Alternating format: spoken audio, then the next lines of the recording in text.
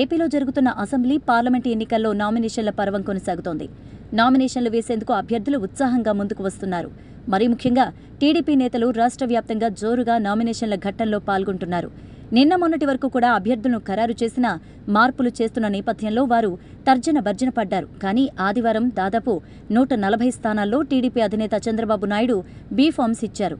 ఈ నేపథ్యంలో నాయకుల మధ్య ఉన్న సందేహాలు తొలగిపోయాయి. దీంతో సోమవారం ఉదయం నుంచి నామినేషన్ల పత్రాలు పట్టుకుని ఆర్ఓ కేంద్రాలకు పోటెత్తుతున్నారు. రాష్ట్ర వ్యాప్తంగా కీలక నేతలు నామినేషన్లు వేశారు.